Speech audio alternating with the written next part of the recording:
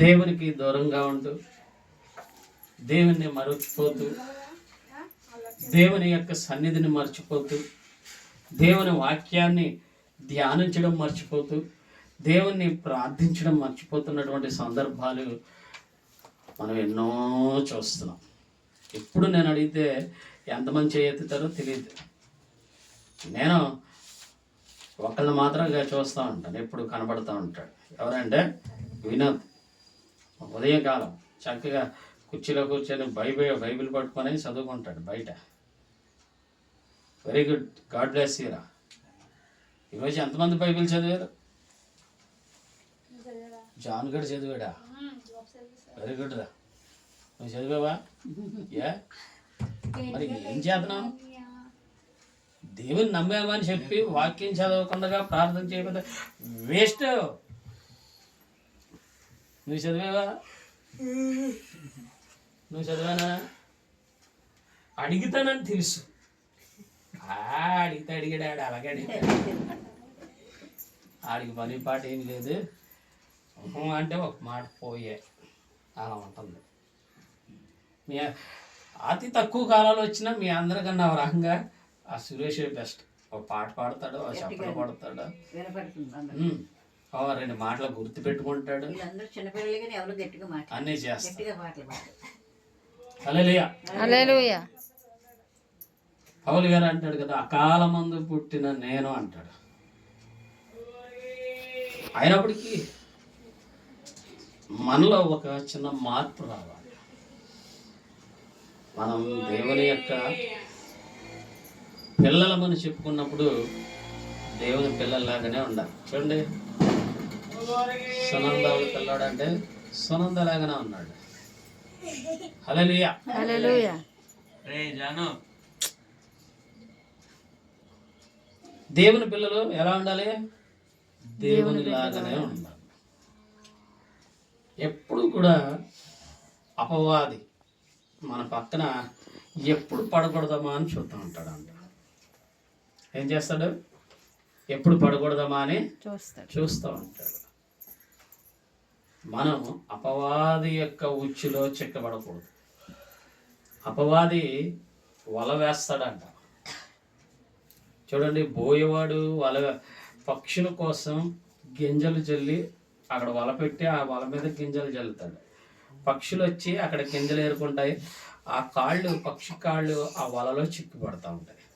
అప్పుడు బోయేవాడు వచ్చి ఆ వలను పట్టుకొని ఆ వలలో ఉన్నటువంటి ఆ పక్షులన్నీ పట్టుకొని తీసుకొని బొట్లో వేసుకొని వెళ్ళి అమ్ముకుంటాడు, లేకపోతే చంపుకొని తింటాడు. చూడండి, అపవాది కూడా మనకు కొన్ని గింజలు అలా పడేస్తాడు. మనం అనుకుంటాం ఇదేదో బాగుంది అనుకుంటాం. అసలైంది అక్కడే ఉంటుంది. తప్పమని పట్టుకుంటాడు. అందుకే లేనిపోని వాటి కొరకు మనం వెంపర్లాడకూడదు, లేనిపోని విషయాలకు దూరకూడదు, లేనిపోని కావాలని కోరుకోకూడదు. అప్పుడు మనం అపవాది చేతిలో చిక్కబడ్డామంటే వాడు మనల్ని పిలక పట్టుకొని గిరగిర గిరగిర గిరగిర గిర తిప్పి నేలకేసి కొడతాడు. చూడండి ఎంత భయంకరం. అందుకే జాన్ గడ్ అంటే ఎప్పుడో చాలా మంచోడు అంటాను. నా ఎదురుగా అల్లరి చేయకూడదురా అంటాను. చిన్న పిల్లోడు, నేను ఎదురుగా ఉంటే అల్లరి చేయడు. చాలా వెరీ గుడ్ బాయ్. తర్వాత అల్లరి చేస్తాడు ఏంటో మనకు తెలియదు. చిన్నపిల్లాడు చిన్న అల్లరి చేస్తాడు. దానికి మనం కూడా దేవుని చెప్పిన మాట వినాలి. దేవుడు ఏం చెప్పాడు? పాపం చేయొద్దు. రోజుకి 100 బిందెలు నీళ్ళు బోరింగ్ దగ్గరికి వెళ్ళి కొట్టుకురా అని హారిక అని అన్నాడా? ఆ తోటలోకి వెళ్ళి పుల్లల నరికి అవన్నీ మూట కట్టుకొని తెచ్చి పెట్టు అని అన్నాడా? అన్నాడు. ఏమన్నాడు? కూర్చున్న చోటే ఇంట్లోనే నీడ పట్టునే ప్రార్థన చేయమన్నాడు. ఆ జీవగ్రంథాన్ని తీసి కొన్ని మాటలు చదువుకొని నేర్చుకోమన్నాడు. వాటి ప్రకారం జీవించమని చెప్పాడు. ఎందుకని? మనం ఈ భూమి మీద జీవిస్తున్నంత కాలము మన జీవితానికి ఒక సమయోచితమైనటువంటి మార్గము మన కొరకు దేవుడు సిద్ధపరిచాడు. ఆ మార్గములోనికి మనం వెళ్ళగలగాలి అని దేవుడు మనకు వాక్యాన్ని నిర్దేశించాడు. హల్లెలూయా. ఆ వాక్యాన్ని నిర్దేశించాడు. మనం ఎప్పుడైతే ఆ వాక్యానికి విలువనిస్తామో మన జీవితం వెలిగించబడుతుంది. హల్లెలూయా. ఏం చేస్తాడో? వెలిగించబడుతుంది మన జీవితం. మన జీవితం వెలిగించబడితే అన్నీ కూడా తేటగా కనబడతాయి. అంత మన జీవిత పరిస్థితులన్నీ కూడా ఆశీర్వాదకరంగా, దీవెనకరంగా, బలముగా ఉంటాయి. ఎన్ని పరిస్థితులు ఎదురైనా మనము అవలీలగా వాటిని జయించుటకు వాక్యపు శక్తి మనల్ని బలపరిచి నడిపిస్తుంది. హల్లెలూయా. కాబట్టి మనకు వాక్యమే ప్రమాణికం. ప్రభువుని నమ్మిన వారి అందరికీ ఆ మాటలు ఈ మాటలు కాదు, కలబొల్లి మాటలు కాదు, నేనైనా ఇంకొకరైనా కలబొల్లి మాటలు చెప్తే అవి కాదు, అవి నమ్మనవసరం లేదు. మనం వాక్యమును తీసుకొని జీవగ్రంథంలో అలా ఉన్నదా లేదా, మనం ఎలా జీవించాలి, ఏం చేయాలి అని మనం ప్రతిరోజు ఈ గ్రంథమును తీసి దాని ప్రకారం నడుచుకోవాలి. అప్పుడు మనం జీవించే సంవత్సరంలో మన జీవిత కాలం అంతా సుఖముగాను, సౌఖ్యముగాను, సంతోషముగాను, ప్రభు యొక్క రాజ్యం కొరకు సిద్ధపాటుతోనూ మన ప్రయాణం సాగిపోతుంది. హల్లెలూయా. హల్లెలూయా. కాబట్టి ప్రియమైనటువంటి వాళ్ళరా, వాక్యం ఏమి సెలవిస్తుందో ఒకసారి మనం గమనించుకుందాం. యోహాను సువార్త 1వ అధ్యాయము 14వ వచనం. యోహాను సువార్త, అపోస్తలుడైనటువంటి యోహాను గారు, యేసుక్రీస్తు ప్రభు శిష్యుడైన యోహాను గారు రాసినటువంటి యోహాను సువార్త 1వ అధ్యాయం 14వ వచనం. సరిగ్గా చదువు. ఆ వాక్యము శరీరధారి అయి కృపా సత్య సంపూర్ణుడుగా మన మధ్య నివసించను. హల్లెలూయా. ఆ వాక్యము శరీరధారిగా, వాక్యం ఎలా ఉంది? వాక్యముగా ఉంది. ఇప్పుడు వాక్యము రూపము మార్చుకుంది. ఏ రూపంలోకి వచ్చింది? ఇప్పుడు ఏ రూపంలోకి వచ్చింది? శరీరమును ధరించుకుంది. శరీరముగా మార్పు చెందింది. శరీరాకారమును ధరించుకొని కృపయు సత్యమును సంపూర్ణము చేస్తూ మన మధ్యలో నివసించడానికి భూమి మీదకి దిగి వచ్చింది. అయితే భూమి మీదకి దిగి రాకముందు ఆ వాక్యము ఎక్కడ ఉంది అని మనం గమనిస్తే 1వ అధ్యాయం 1వ వచనాన్ని మనం ఒకసారి చదువుకుందాం. క్లియర్ గా చదవాలి. ఆదియందు వాక్యముండెను, వాక్యము దేవుని యొద్ద ఉండెను, వాక్యము దేవుడే, ఆ వాక్యము దేవుడై ఉండెను.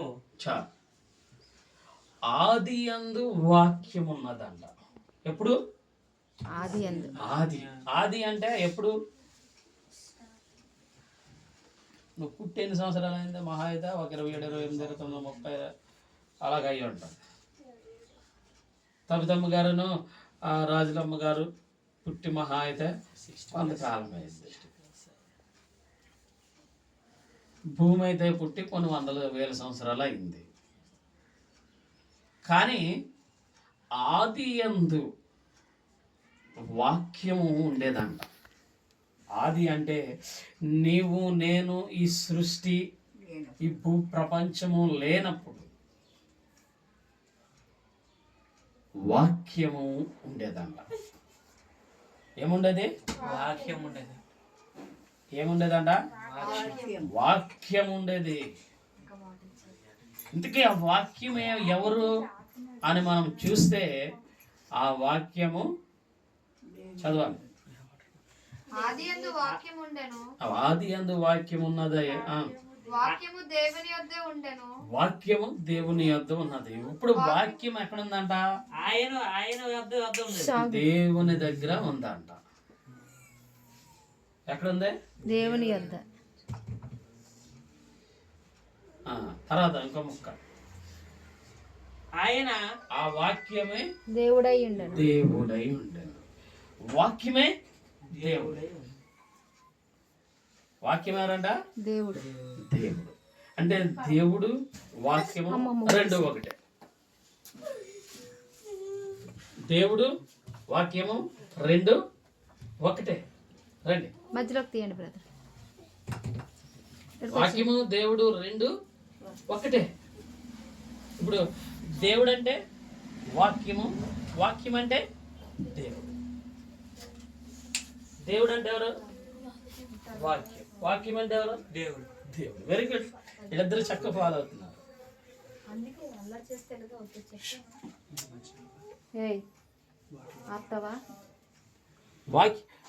వాక్యం అంటే ఎవరు? సునా దేవుడు. దేవుడు అంటే ఎవరు? వాక్యం. వాక్యం అన్నా దేవుడన్నా రెండు ఒకటే. వాక్యం అన్నా దేవుడన్నా రెండు ఒకటే. చూడు, సునంద ఉంది. నోకాలన్నా నోకరత్నం అన్నా సునంద అన్నా ఒకటే. అంతేనా? మూడు ఒకటే. మూడు కలిసి మన ఎదురుగా నిలబడ్డది. నువ్వు మూడిట్లో ఏ పేరుతో పిలిచినా పలుకుతుంది. ఏ పేరుతో పిలిచినా పలుకుతుంది. ఇప్పుడు మనము సేవించే దేవాది దేవుడు, దేవుడు అన్న వాక్యము అన్న ఒక్కటే. ఇప్పుడు వాక్యము మనతో మాట్లాడుతుంది అంటే మన మధ్యలో ఎవరున్నట్టు? దేవుడు ఉన్నట్టు. మరి దేవుడు ఉంటే మనం ఎంత జాగ్రత్తగా ఉండాలి. చాలా దేవుడు ఉంటే ఏడవకూడదు కదా. Very good. నువ్వు చాలా మంచివాడు. ఎలా వచ్చా నా దగ్గరకు వచ్చే? ఎవడేమన్నారు?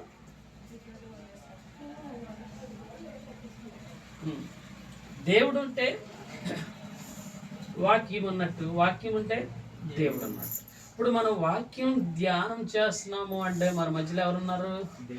దేవుడితో. దేవుడు మనతో మాట్లాడుతున్నాడు. మనతో ఎవరు మాట్లాడుతున్నారా? దేవుడు. దేవుడు మాట్లాడుతున్నాడు. ఇప్పుడు దేవుడు మాట్లాడేటప్పుడు మనం ఆ మాటలు జాగ్రత్తగా వినాలి. దేవుని మాట మనల్ని బ్రతికిస్తుందంట. ఏం చేస్తుంది? బ్రతికిస్తుంది. బ్రతికించు వాక్యం అన్నారు. అందుకని హల్లెలూయా. దేవుడు ఫస్ట్ స్టార్టింగ్లో కలుగునుగాక అన్నాడు. అంతే. ఒక మాట చెప్పేసరికి భూమి అలా పుట్టుకొచ్చింది, ఆకాశం అలా తయారైంది, సూర్యుడు అలా పుట్టాడు, నక్షత్రాలు అలాగ వచ్చినాయి, చంద్రుడు అలాగా ఏర్పడ్డాడు, చెట్లు అలాగ పెరిగిపోయినాయి, చేపలు నీళ్లు అలాగ వచ్చినాయి. చూడండి, ఒకే ఒక్క మాట సృష్టిని సృష్టించింది. ఆ ఒక్క మాట మన జీవితాలను మారుస్తుంది. హల్లెలూయా. ఒక్క మాట మన జీవితాలను వెలిగిస్తుంది. హల్లెలూయా. ఒక్క మాట మన జీవితాలను బ్రతికిస్తుంది. హల్లెలూయా. ఒక్క మాట మనల్ని మన పరిస్థితుల్లో నుంచి తప్పించి మనల్ని ఆశీర్వాదంలోనికి నడిపిస్తుంది. హల్లెలూయా. ఒక్క మాటే మన పాపములను క్షమించి పాప జీవితము నుండి మనల్ని విడిపించి పరిశుద్ధమైన పవిత్రమైన దేవుని దృష్టికి అంగీకారమైన దేవుని వారసులుగా చేస్తుంది. హల్లెలూయా. అంత శక్తి కలిగినది ఈ వాక్యం. అటువంటి వాక్యం అప్పుడు దేవుడిగా ఉండి ఇప్పుడు ఏం చేసింది? కృపాసత్య సంపూర్ణుడుగా భూమి మీదకి వచ్చింది. హల్లెలూయా. హల్లెలూయా. అంటే ఆయన సత్యముగాను మనల్ని రక్షించే కృపగాను ఆయన భూమి మీదకి మనిషిగా వచ్చాడు. హల్లెలూయా. అందుకనే ఎఫెసీయులకు రాసిన పత్రిక 2వ అధ్యాయంలో ఒక చక్కని మాట రాశాడు పౌలు గారు. పరిశుద్ధాత్మ చేత నింపబడి ఒక మంచి మాటను రాసి ఉన్నాడు. ఒక్కసారి తీసారా అందరూ? తీసిన వాళ్ళు 2వ అధ్యాయం పేజ్ నెంబర్ చెప్పాలి ముందు, అప్పుడు చెప్తాను. 174 పేజ్ తిరగే. 174 పాస్టర్ ఇదేనా? చూడండి తీసారా? చేస్తాను. మనడు 174 174 తీసారా? తీసాను. ఇప్పుడు 5, 6, 7 వచనాలని ఒకసారి చదువుకున్నాం. మనము ఆయనను దేవుడు కరుణా సంపన్నుడై ఉన్నాడు. మనము మన అపరాధముల చేత చచ్చిన వారమై ఉండినప్పుడు మన ఎడల చూపిన మనము సచ్చిన స్థితిలో ఉన్నప్పుడు సహితం ఆయన మన ఎడల చూపిన తన మహాప్రేమ అంటే ఎటువంటి ప్రేమ? మహాప్రేమ. దేవుడు చూపించే ప్రేమలంట గొప్ప ప్రేమ, మహాప్రేమ, శాశ్వతమైన ప్రేమ, ఇంకా పవిత్రమైన ప్రేమ, పరిశుద్ధమైన ప్రేమ, ఇలాగ చాలా రకాలు ఉన్నాయి ప్రభు యొక్క ప్రేమకు. ప్రేమ చేత మనము చదువుచున్న మనలను క్రీస్తుతో కూడా బ్రతికించను. క్రీస్తుతో కూడా మనల్ని ఏం చేశాడు? ప్రేమతోటి బ్రతికించాడు. మనం ఎలా ఉన్నాం అప్పుడు? స్వచ్ఛమైన స్థితిలో ఉన్నాం. చావుదు ఎప్పుడు వస్తుంది? పాపము వలన వచ్చి జీతం మరణము. ఆ మరణములో ఉన్నటువంటి పాపం అనే మరణంలో ఉన్నటువంటి మనకు ఆయన మహాప్రేమ చేత ఏం చేశాడు అంటే ఇప్పుడు మనల్ని ఏం చేశాడు? బ్రతికించాడు. కృపచేత మీరు హల్లెలూయా కృపచేత మీరు రక్షించబడి ఉన్నారు. దేని చేత? కృపచేత రక్షించబడి ఉన్నారు. దేని చేతమ్మా? కృపచేత. అంతేగాని మనం పాపంలో ఒప్పేసుకుంటే రక్షించబడిపోలేదు. బాప్తిసం తీసుకున్న తరాన్నే రక్షించబడిపోలేదు. ఏముందంట? మెయిన్ ప్రభు కృప మన మీదకి దిగి వస్తే మనం రక్షించబడతాం. హల్లెలూయా.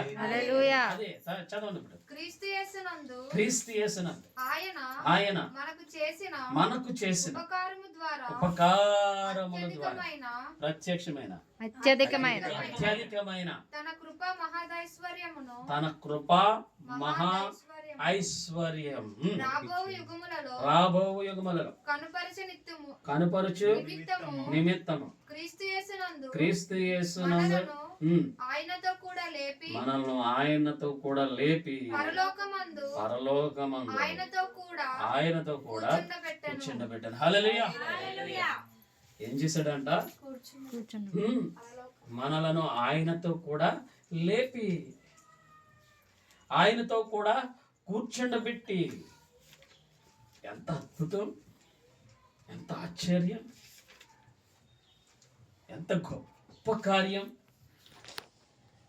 ప్రభువు వాక్యమై ఉన్న దేవుడు కృపాసత్య సంపూర్ణుడిగా భూమి మీదకు వచ్చాడు. ఆ కృప ద్వారా నీవు నేను ఈరోజు రక్షణ పొందుకున్నాం.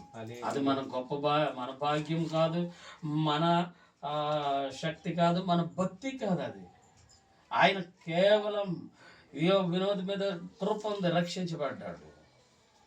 సునంద మీద కృప ఉంది, రక్షించబడింది. నా మీద కృప ఉంది, రక్షించబడ్డాను. రాజులమ్మ గారి మీద కృప ఉంది, రక్షించబడ్డారు. తబితమ్మ గారి మీద కృప ఉంది, రక్షించబడ్డది. అంతే. అది ప్రభు అనుగ్రహించిన కృప.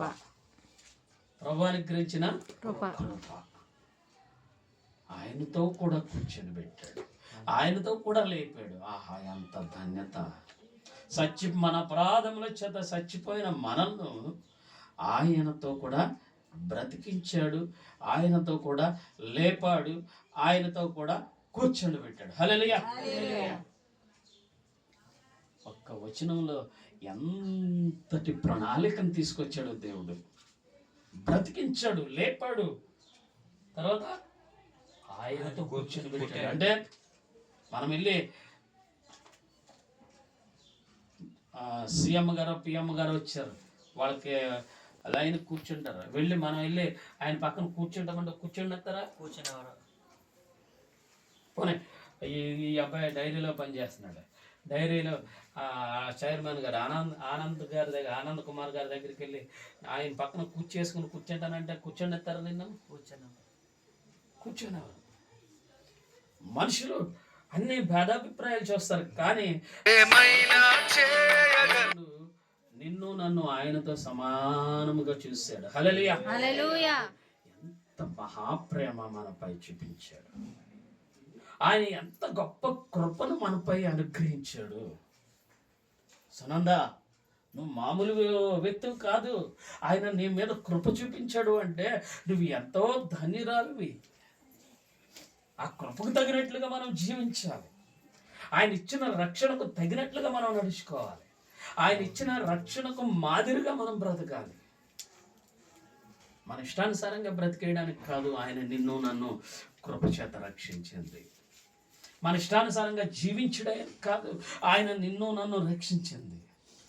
మన ఇష్టానుసారంగా మాట్లాడేయడానికి కాదు, మన ఇష్టానుసారంగా నడుచుకోవడానికి కాదు, మన ఇష్టానుసారంగా చేసేయడానికి కాదు. ప్రతిదానికి ఆయన ఒక ప్రణాళికను కృప ద్వారా వేసి ఉన్నాడు. ఆ ప్రణాళిక నీకు నాకు అర్థమవడానికి ఆయన కృపాసత్య సంపూర్ణుడిగా వాక్యమైన దేవుడు భూమి మీదకి వచ్చాడు. హల్లెలూయా. వాక్యమయ్యున్న దేవుడు భూమి మీదకి వచ్చి ఉన్నాడు. హల్లెలూయా. ఆ వాక్యమయ్యున్న దేవుడు భూమి మీదకి వచ్చి నిన్ను నన్ను మహాప్రేమ, ఏ ప్రేమ? మహాప్రేమ. మామూలు ప్రేమ కాదు. నువ్వు నీ కొడుకు మీద ఎంత ప్రేమ చూపిస్తున్నావో అది కాస్తే కొంతే, కానీ దేవుడు చూపించే ప్రేమ మహాప్రేమ. హల్లెలూయా. హల్లెలూయా. మహాప్రేమను చూపించిన మహాదేవుడు వాక్యమై ఉన్నాడు. హల్లెలూయా. హల్లెలూయా. ఆ వాక్యము శరీరధారిగా భూమి మీదకి రావడానికి గల కారణం ఏంటంటే కృప ద్వారా మనల్ని రక్షించడానికి. కృప సత్య సంపూర్ణం అంటే కృప సత్యం రెండు పరిపూర్ణముగా ఆయన కలిగి ఉన్నాడు. మొట్టమొదటిగా కృప ద్వారా మనల్ని రక్షించాడు. ఇప్పుడు రెండవది సత్యము. సత్యం ఏంటి? సత్యం. సత్యం అంటే ఏంటి? అబద్ధం ఆడకూడదు, ఏదైనా నిజాన్ని చెప్పాలి ఫస్ట్. ఏదైనా అబద్ధం ఆడకూడదు. సరే, సత్యము అంటే వాక్యమే. సత్యం అంటే వాక్యమే. వాక్యమే.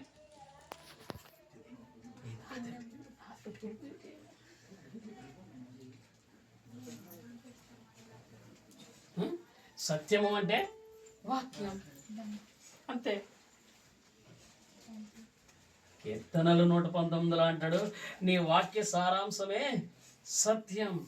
హల్లెలూయా. హల్లెలూయా. ఏంటంటే సత్యం అంటే నీ వాక్య సంతోషమే సత్యం. సారాంశం. సారాంశం.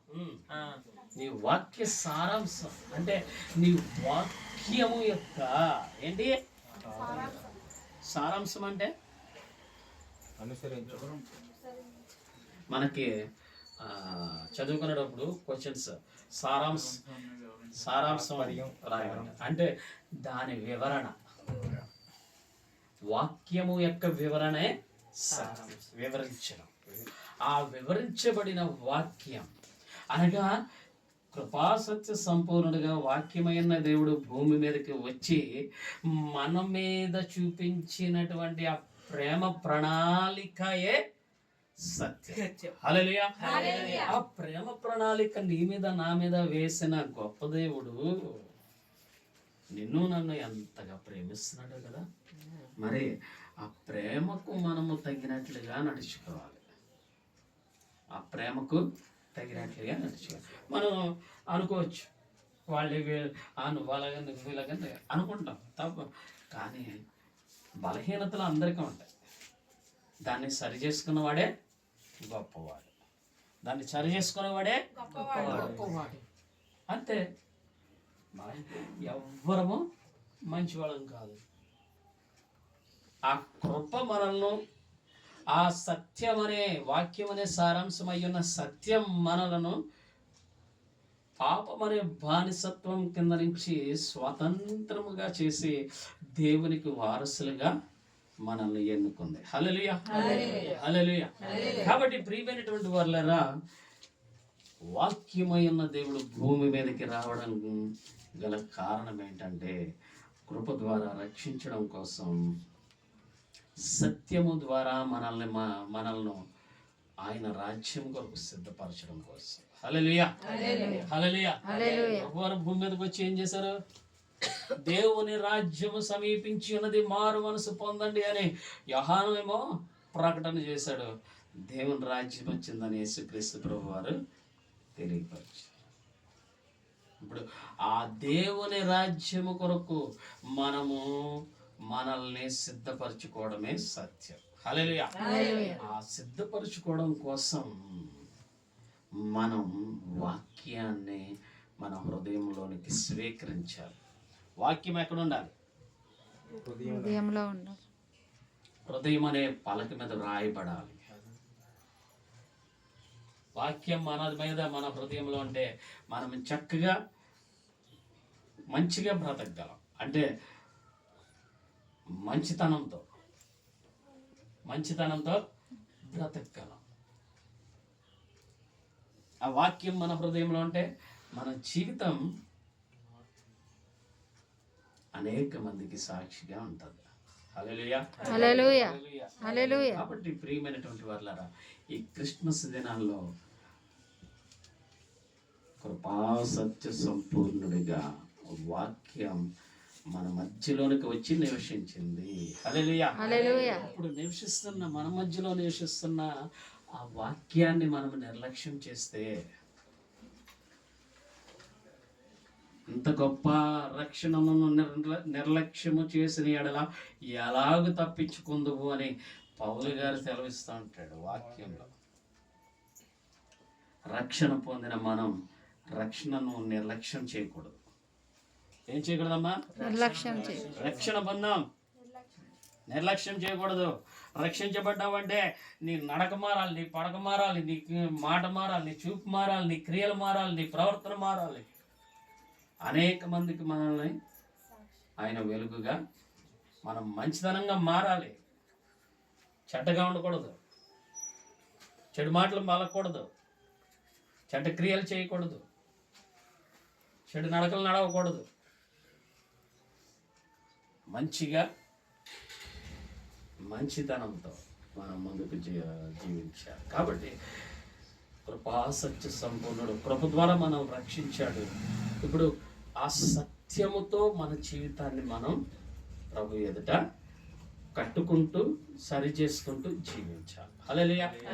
ఆల్రెడీ కృపతో మనం రక్షించబడ్డాం. ఇంకా రక్షణ లేని వారికి ఆ కృప ఇంకా త్వరలో రక్షణ ఇచ్చిన గాక. ఆమేన్.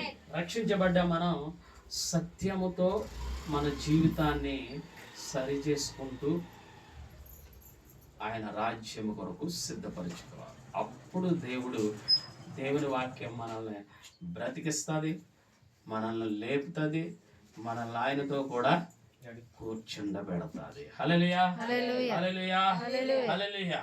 అటువంటి కృప దేవుని పరిశుద్ధాత్మ మన అందరికి అనుగ్రహించును గాక. క్రిస్మస్ దినాల్లో అటువంటి వాక్యం మన అందరి జీవితాలను వెలిగించును గాక, బలపరచును గాక, ఆయన కొరకు సిద్ధపరచును గాక. ప్రార్థన చేసుకుందాం.